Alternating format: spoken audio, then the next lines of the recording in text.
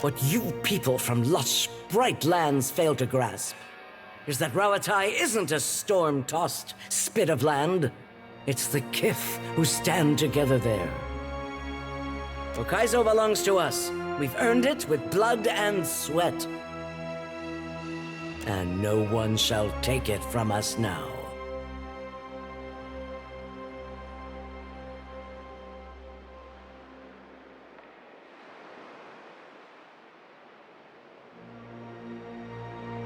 I can't stop him.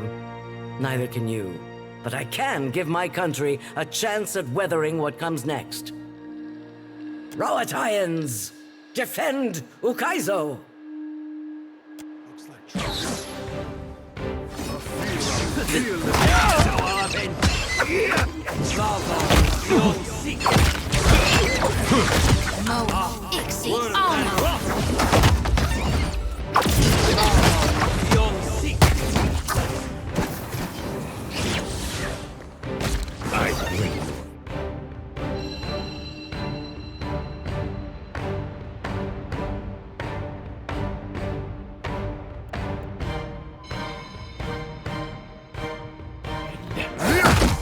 Behold me, mother!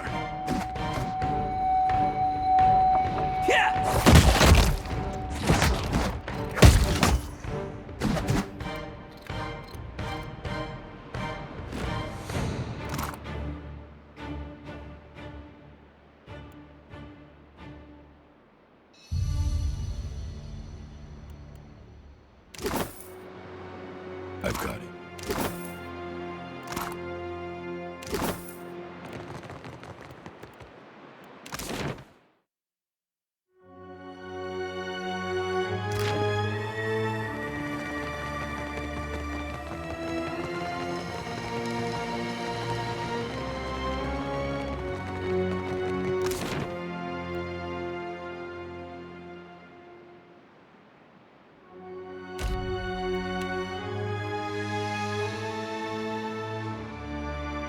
You descend into the ancient, winding streets of Ukaizo. Battered by storms for thousands of years, the ruins bear the marks of their role as the lone witnesses of the god's great secret at the center of the city. The houses and boulevards are pierced by great spears of luminous Audra. There are no ashen bodies, no birds, no sign or sound of any life. But with every step, the rhythmic pounding in the distance draws nearer. Soon, you can feel the vibration traveling up your spine. As you approach the center of the city, the weathered architecture gives way to more luminous Audra, piercing the ruins, eventually overtaking them entirely. Cresting the top of a fallen tower, you finally get a clear view of Aethys. He stands, legs astride, next to a great stone monument ringed with 11 cavernous alcoves. All but 3 hold a gargantuan skeleton, bones scrubbed clean by the city's storms. An immense Anguithan machine floats above the monument, suspended by invisible energy emanating from a well of light beneath it. Great brass rings spin around a core of metal and Audra at the machine's center. Periodically, Aethys's massive arms swing back. The movement alone is enough to draw great gusts of wind toward him. When they come down on the machine, the impacts are accompanied by eruptions of electricity, fire, and smoke. The hundreds of luminous Audra pillars across Ukaizo sympathetically dim in a rippling wave that spreads out from the machine. The only safe route to the god is a steep ascent along a monstrous pillar of luminous Audra.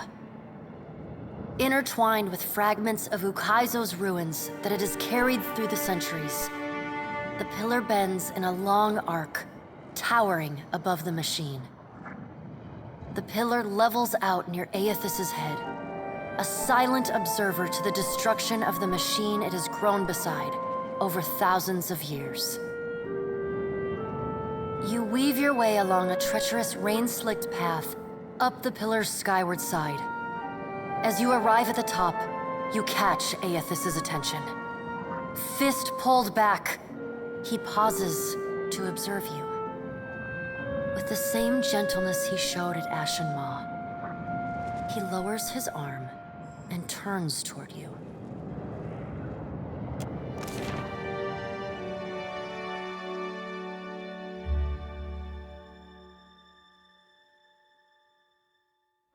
Strange to see Ukaizo in this way. It may be hard to picture, but this city was once full of life. The Huana, yes, but also kith from many other cultures. Great hanging trees shadowed these boulevards. Gardens sprawled across the open rooftops. Each spring, a festival procession would wind its way from the hillside into this valley. The celebrants would pass through a steep walk among the stalls of foreign merchants, flowers falling upon them from all sides. All people of all nations, together in a celebration of new life. Such was the power and beauty of lost Ukaizo.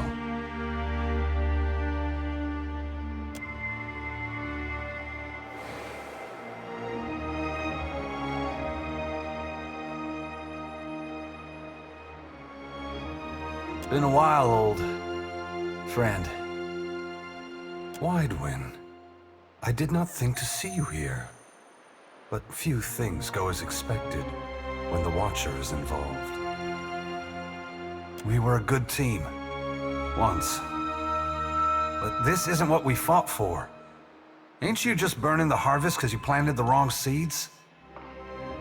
An astute observation, old friend. Consider instead that I am giving the soil back to those who till it.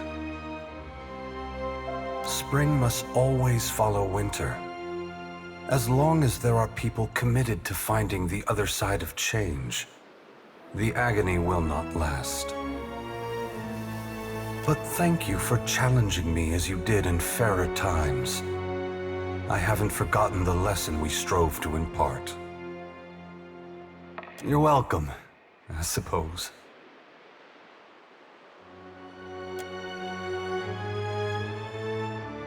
Can all of that beauty and life return to this place, Mighty One? Has the future of my people awaited them here? Lost Ukaizo remains only in name, Tekehu. It is a name as barren as this city.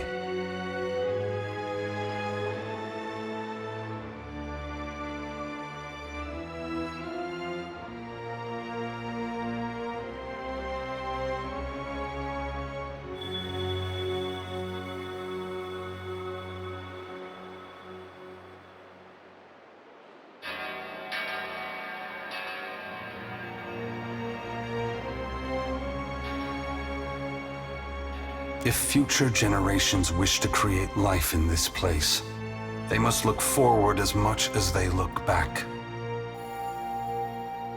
This isn't right. You can't put this burden on us. You can't make the gods' problems, our responsibility to fix. How can you have faith that what you're doing is good? You know how many people are going to suffer because of this. No matter how you spin this, you can't set it straight. Adair, I wish I could explain it to you. It breaks my heart that I cannot. But no matter how much you curse me, do not despair.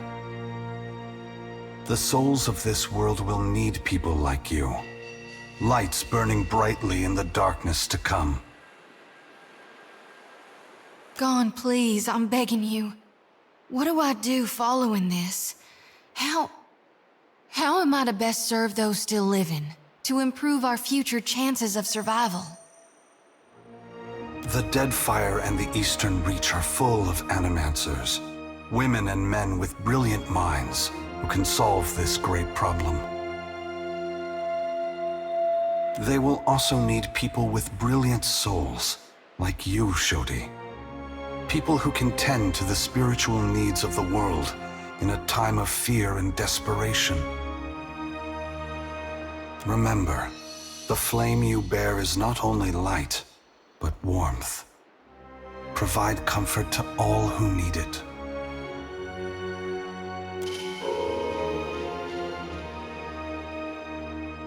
What right do you have to do this?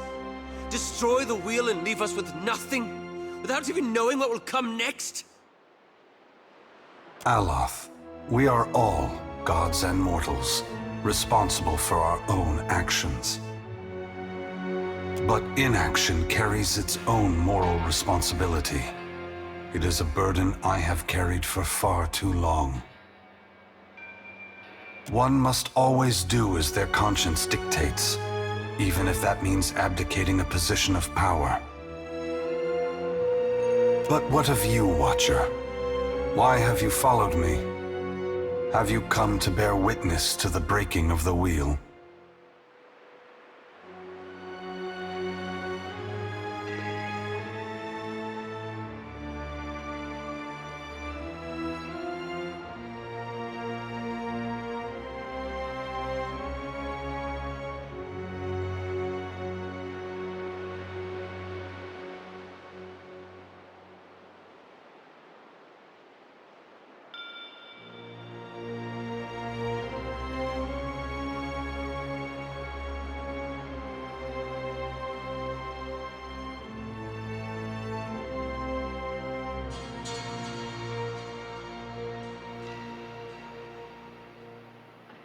Mortals are already inspired. It is what has pushed them on for hundreds of generations to reach this point in time. Animancy is poised to go far beyond what we Ingwithans ever discovered. Why does Helia think I should lend more power to mortals?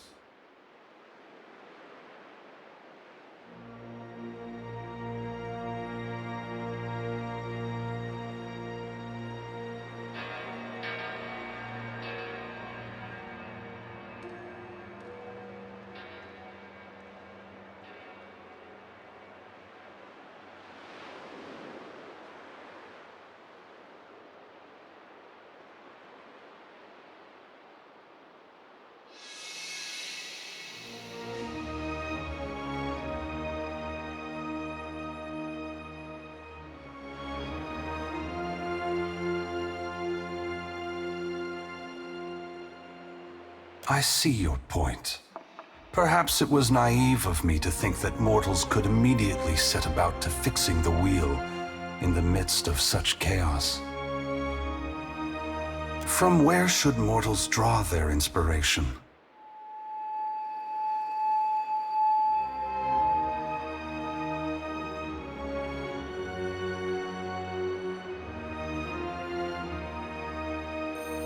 Very well, Watcher. I will ensure that mortals are inspired by my passing, that my power not be expended in vain. Indulge me in a moment's curiosity. There is something I wish to know about Eora, about Kith, that I can only learn through your eyes.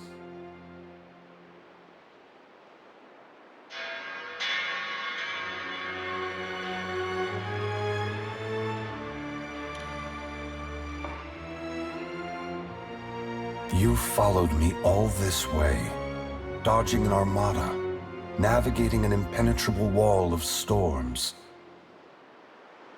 voyaging across uncharted seas, with the machinations of gods echoing in your ears, all the while trusting in the institutions of Kith to get you this far, and earning their trust in turn. Whatever else happens this day, that much is remarkable. I believe that mortals possess the strength to collaborate and shape a future of their own design. Not all of my brothers and sisters agree. By relying on others and coming together in a time of crisis, you illustrate my point. The gods will witness you and question their assumptions about how responsible, empathetic, and sophisticated mortals can be. What inspired your decision, Watcher? Did the choice echo your foundational beliefs? Or were you influenced by observation?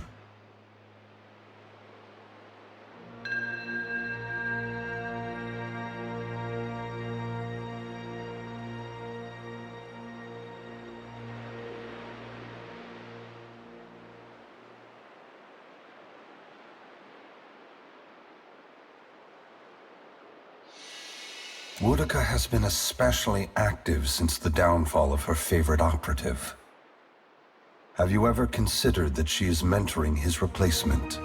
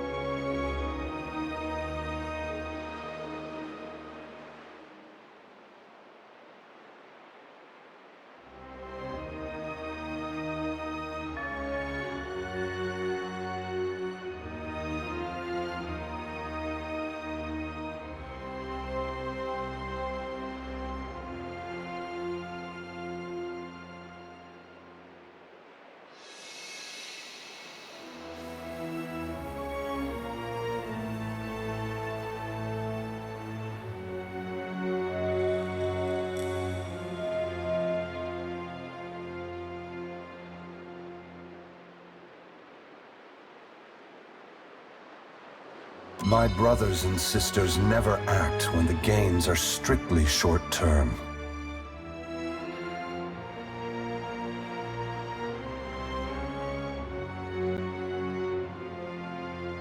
If Boudica's shadow has fallen upon you, that can only mean she recognizes your potential to further her ambition.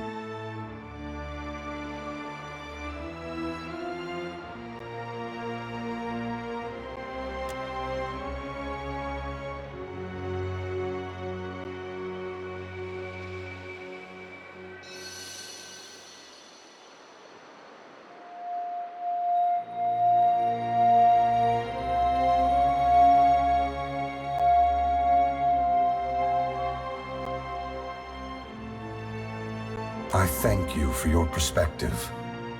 Yours is not the only opinion that concerns me, but for the moment, it offers much to consider.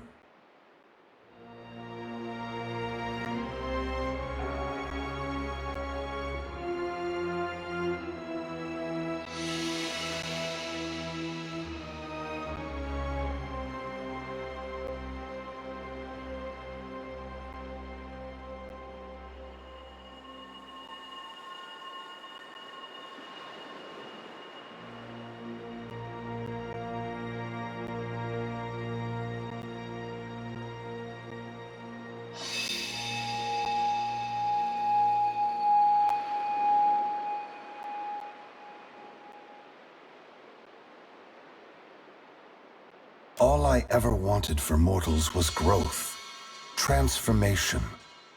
Once, my brothers and sisters shared this goal.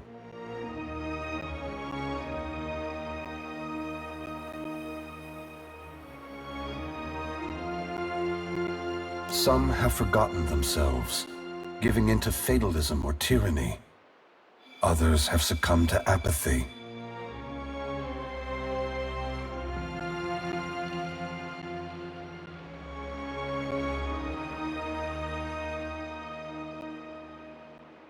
It brings me great sorrow that crisis is the only way to set the future in motion.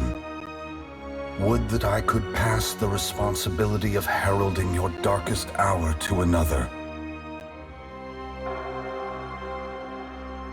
Never forget that trust and coordination between mortals brought you to this place.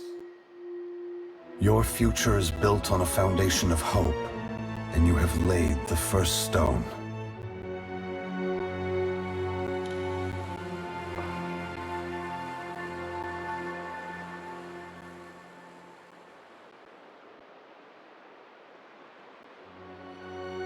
ask.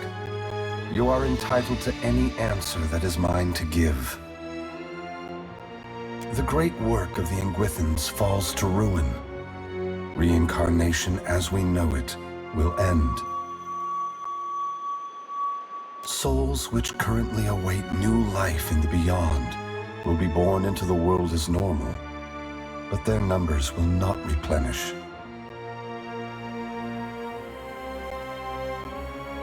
Anything that dies will tarry in the void of the in-between, awaiting the motion of a wheel that no longer turns. Once the beyond has emptied, every birth will be hollow-born. Other maladies of the soul may follow and plague those who linger in life. Unless mortals work together to carve a new path, the essence of life will be trapped in the netherworld. Gods will starve. Eora will grow silent and cold.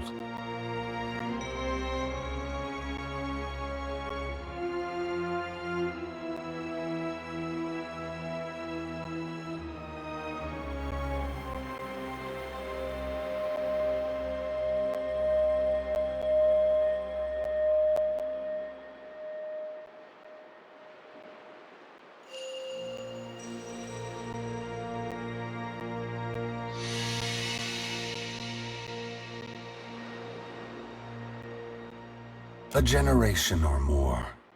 That much essence is already poised to flow into Eora. But unlike an hourglass, no amount of turning will compel the sand to reverse its course.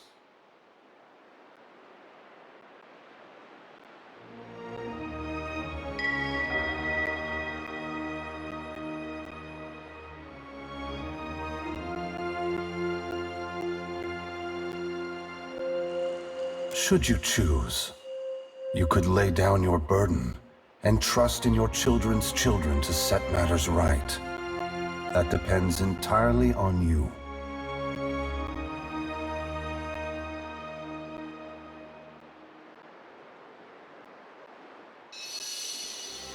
By your reckoning, there are still good years to come. By ours, time is short.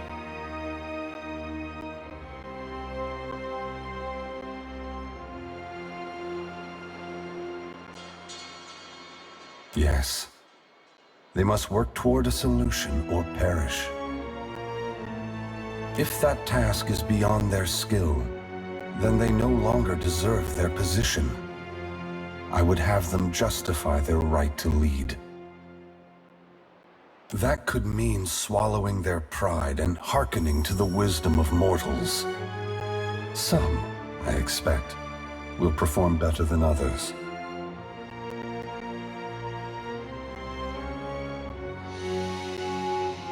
When we tamed the cycle of reincarnation, we broke what had once functioned naturally and without intervention.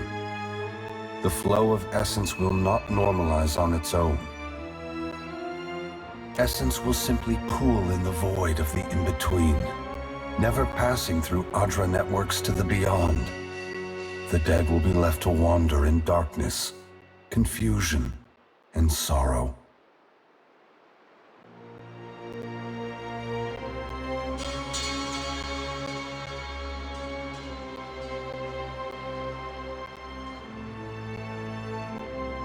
No one is worthy of unconditional trust. If you feel the gods are beyond forgiveness, then they don't deserve your obedience. Make your future one that doesn't require them. Should you choose to accept the gods, I hope that you temper your faith with skepticism. Woodica is entitled to her opinion. If the intent of this test is to justify an uprising to come, that is more worrisome. The other gods must decide for themselves if mortals are ready to dictate their future. Should Woodica's tyranny prove the only alternative, mortals must prepare for a terrible conflict.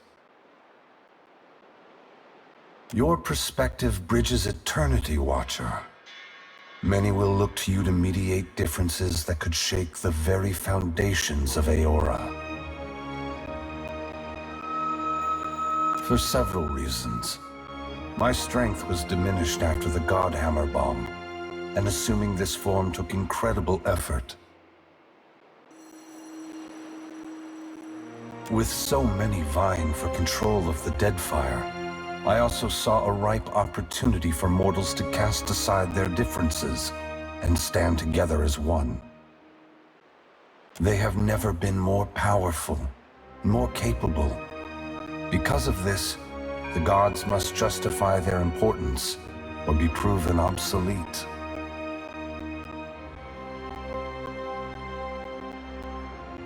I apologize, Watcher. There is nothing I can do to restore the glory of your hard-won and poorly situated estate. What happened to Cadnua was not personal in nature.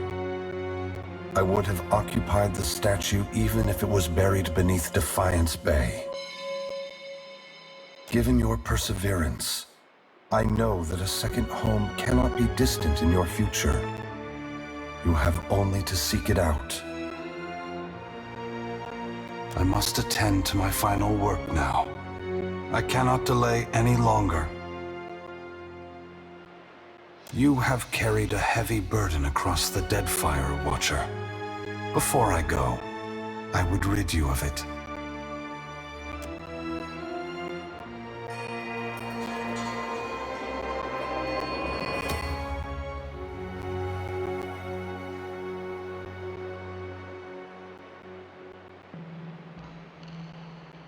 You are free now, as free as any of us can be. Many will come to you for help in the years ahead. Animancers, priests, even the gods themselves.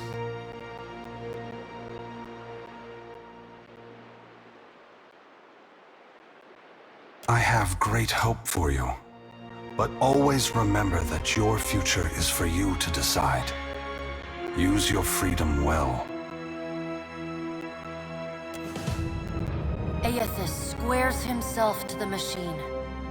As you move to a safe distance, he draws his fist back and resumes his assault.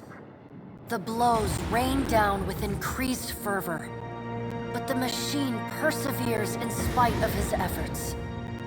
Spreading his arms wide, Aethys draws power from the luminous Audra clustered around the valley. The energy courses through his body, limbs overflowing with intense light and waves of heat. He returns to his task, each strike bringing with it the sound of cracking stone and twisting metal, the flickering of luminous Audra across Ukaizo. As the ancient machine finally begins to succumb to his strength, so too does Aethys's body, built to withstand the passage of thousands of years. The great Audra statue has finally been pushed beyond its limits. Cracks appear along the hands, then race up the arms. Aethys does not slow his assault, but continues unabated. Its brass rings twisted. The machine spins erratically but withstands the relentless barrage. Aethys stands astride it and pummels the base of the machine. Soul energy begins to flare out from the machine's heart, warping the air with the intense heat. Aethys drives his right fist into the machine's center, the core of metal and Audra. The god lets out a deafening shout, something between a cry of anguish and a roar of exultation. You see Aethys's arm shatter upward from his hand through his elbow. A flash of light and heat bursts from the core, accompanied by a cacophony of destruction. The moment passes. As Aethys's shout echoes throughout the valley, your eyes begin to recover. The god's work is accomplished. The great machine of Ukaizo has been destroyed. The wheel has been unmade.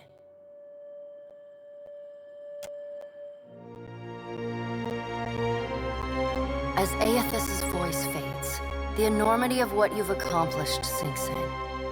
You have confronted a god. You have rediscovered the ancient city where the wheel was forged, and you have seen the wheel shattered. What comes next is uncertain, but already the legend spreads of the Watcher, who survived Andra's mortar and stood toe-to-toe with Aethys.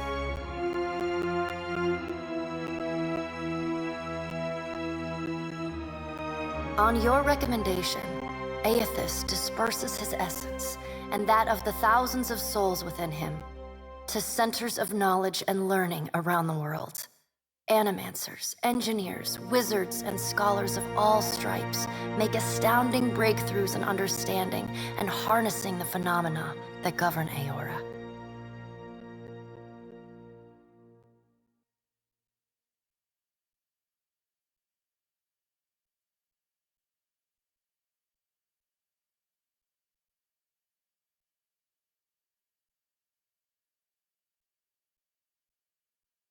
While some of these developments prove beneficial to Kith, others are decidedly less so. But such is the price of innovation. What remains to be seen is how, indeed whether, they will restore the cycle Aethys has broken. Reclaiming Ukaizo is both a symbolic and a practical victory for the Huana. The ancient city is a potent reminder of their people's ancient glory, and it promises to be a much more easily defensible capital, especially with the storm controls of Andra's Spire close at hand.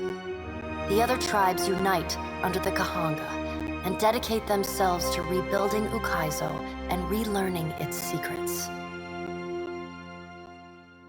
The Valian Trading Company continues its operations in Deadfire, though it is forced to renegotiate many of its contracts with the newly empowered Orna Crown. Company leadership finds that the new terms are much more favorable to the tribes than to their own interests in the region. Due to these changes, the Valian Trading Company eventually withdraws most of its people from Deadfire.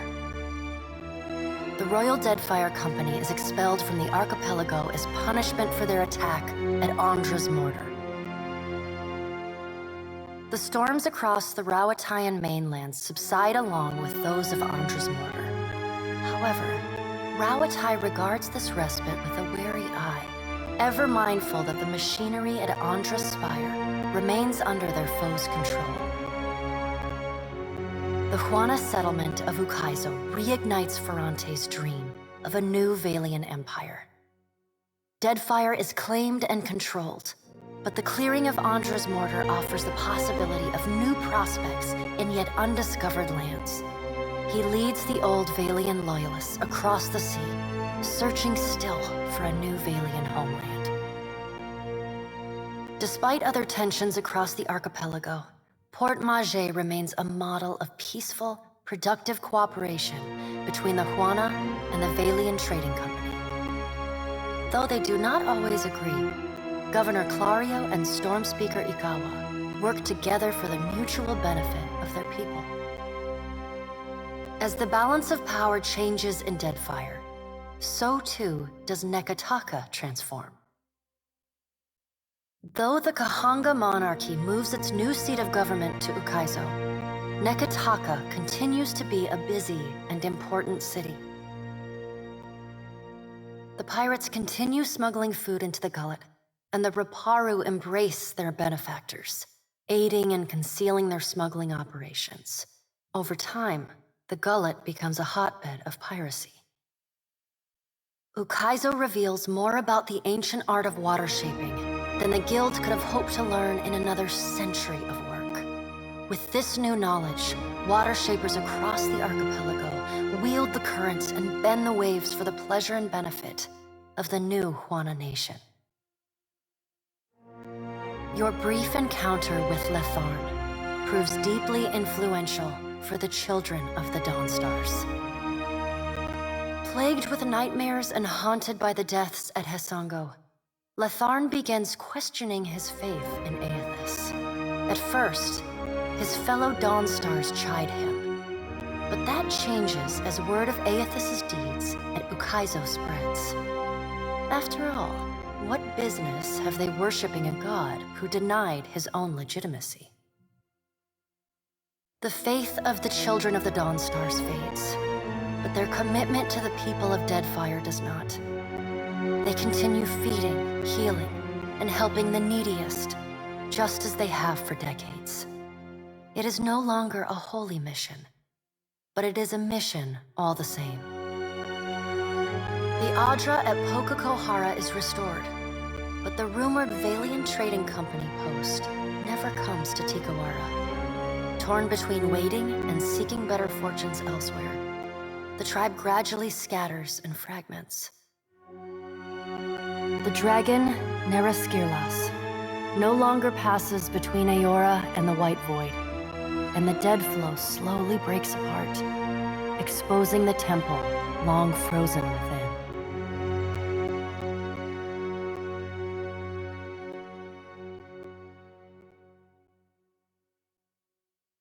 Hafjorn leads the remaining Harbingers of Dusk on a return pilgrimage to the White Pit Winds, and they scatter into the clans and settlements from which they hailed. The Temple of Remergond falls into disrepair, home only to madmen and monsters. In besting the Beast of Winter, you earned the Death God's mercy rather than his enmity. The deity remains characteristically unforthcoming about his decision, and you're left to wonder whether in doing battle with him in the White Void, you somehow furthered his apocalyptic ambitions.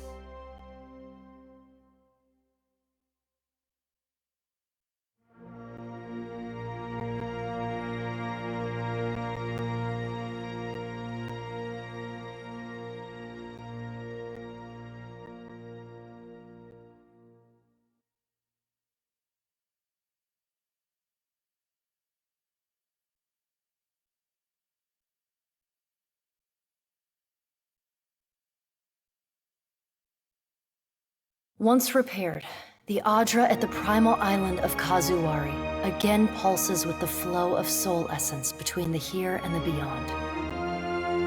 The feral life on the island flourishes, the jungles and veld growing ever wilder and resistant to settlement and exploration alike. The soul of the Porakoa makes for a surprisingly competent replacement for Axica, Eroke, and Wahami as the faces of the hunt.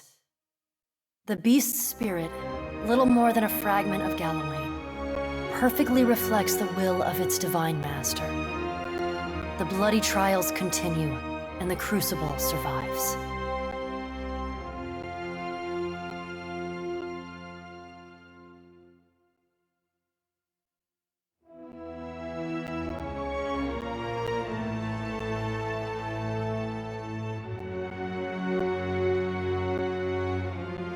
The Porakoa provides an ideal host for three of the most experienced hunters Aora has ever known.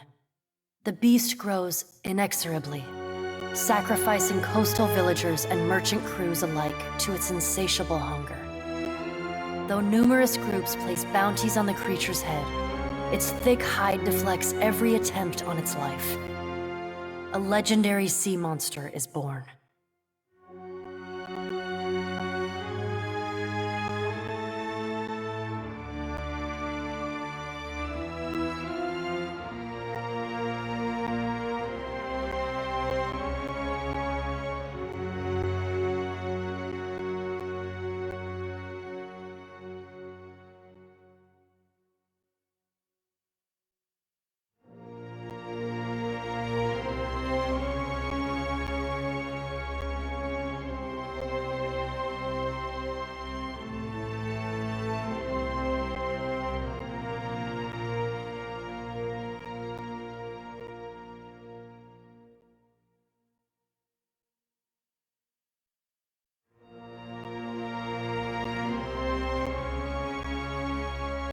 Like the other souls following in your wake, Muatu eventually yearns to move on to the beyond and the real. Stymied by Aethys' actions, however, he settles on returning to Kazuwari, where he joins the choir of souls that echo throughout the Crucible. Hundreds of Kith, and no small number of Wilder and Primordials, flee from the Black Isle, their minds a confused collection of inconsistent and contradictory memories. Each escapee bears knowledge that was once lost, and agents of the Hand Occult across Aora work tirelessly in the years that follow to hunt down and end these fugitives. They find far fewer than they hope. Released from their bondage to the sightless eye, the Vithrak of the Halls Obscured abandon the Black Isle and resettle in the deepest and darkest recesses of the ruins beneath Nekataka. Sisak and his colony remain secretive and isolated, however, rarely interacting with those Kith crawling about in the sunlight above.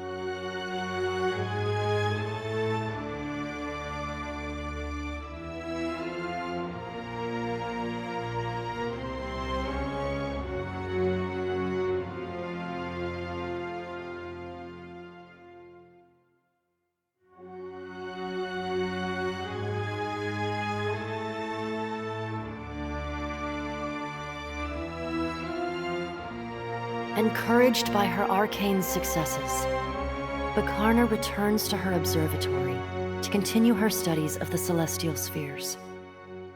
In time, her colleagues in the Circle of Archmagi come to accept her among their number. She takes on apprentices, and they trumpet her praises as both a brilliant innovator and nurturing pedagogue.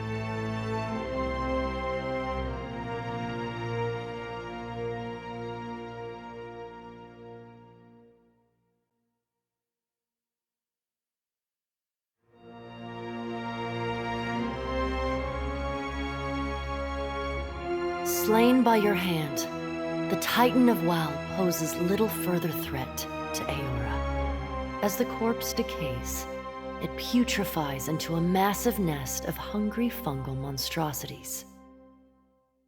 Vessels that anchor off the shores of the Black Isles tend to go missing, only to turn up shipwrecked months or even years later against distant shores.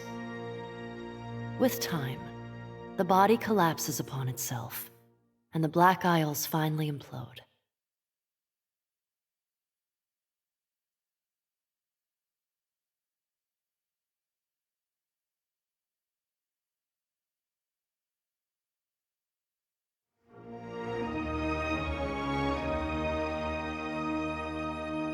Though your adventures alter the destiny of Aora and the balance of power in Deadfire, they also leave a lasting mark on those who travel at your side.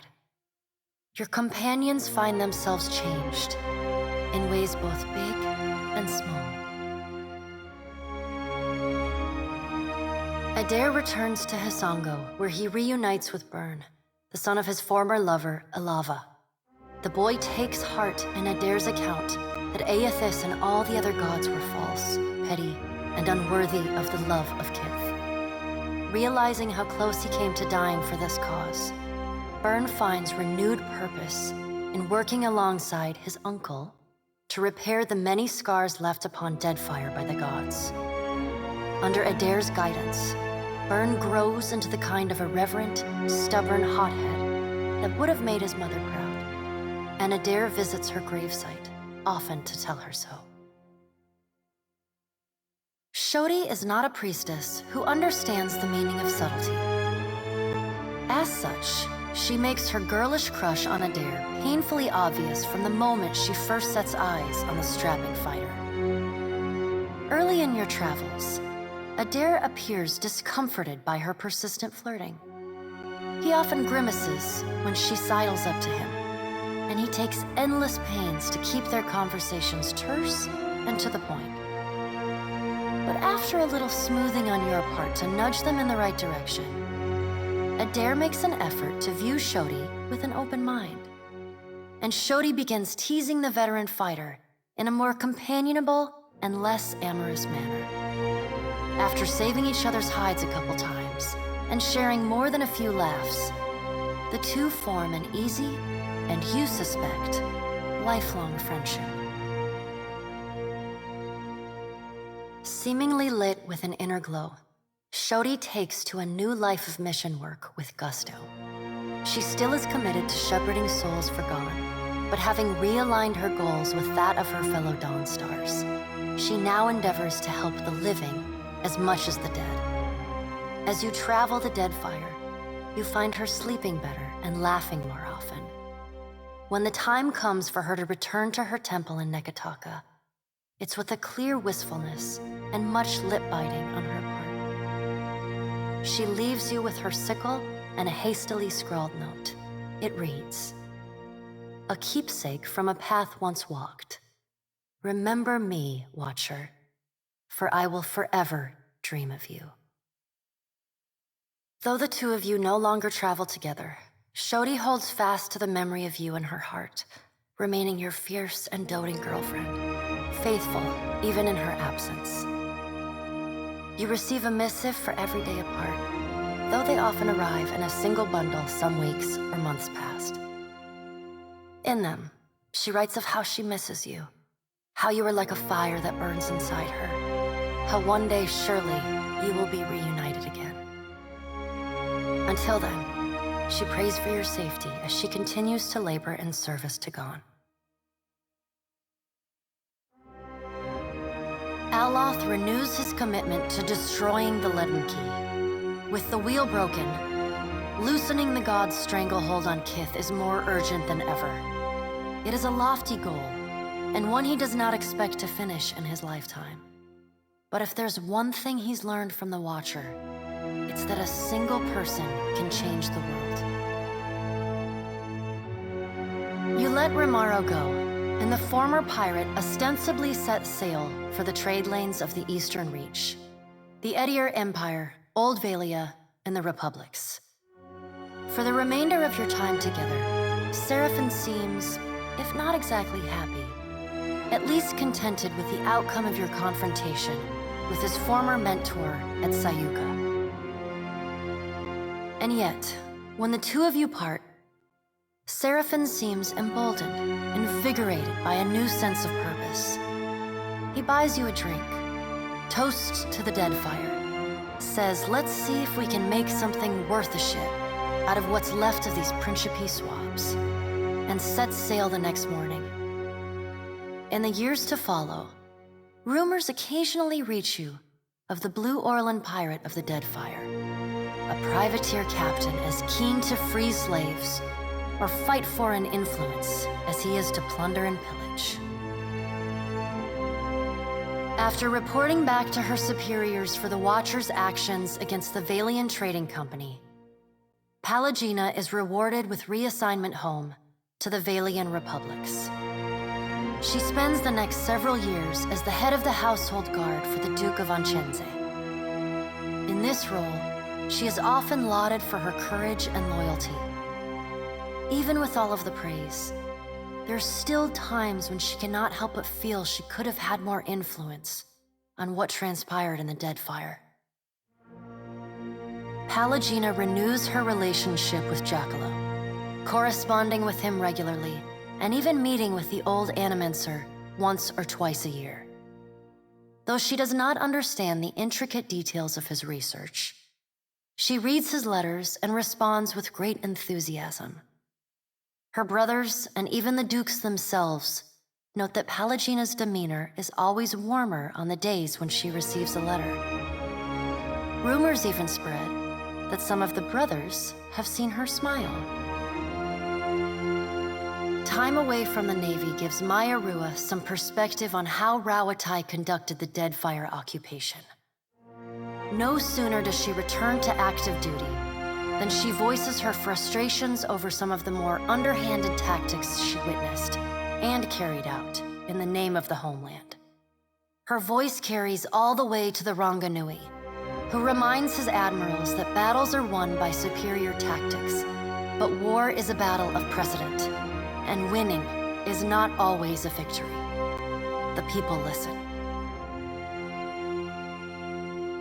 She looks forward to seeing her brother again. So does Ashiza. Takehu never intended to grasp at the destiny his coming foretold, but he finds himself doing just that. He sails from island to island as an emissary from the gods to the Huana people. The tribes welcome his message and use it to bridge their traditions across the archipelago. Huana unity has never been stronger. With Ngati's covenant firmly in mind, Takehu feels confident enough to reshape the very Deadfire. Your farewell is short and cordial. Nothing further needs to be said, and you wish each other well. Takehu does not look back. The sea feels restless in his absence. Your pursuit of Aethys and your journey to Ukaizo signal the end of forces that have shaped the lives of Kith and the course of nations. The cycle of reincarnation has been broken. The storms of Andra's mortar have calmed. Yet each ending promises a new beginning. As the sun rises over Ukaizo, Kith turn their gaze eastward, wondering at what lies beyond, and at the world they will fashion for themselves. As the Watcher of Cadnua and the former Herald of Bareth, you return to your ship and begin the long journey home. You hope for calm weather.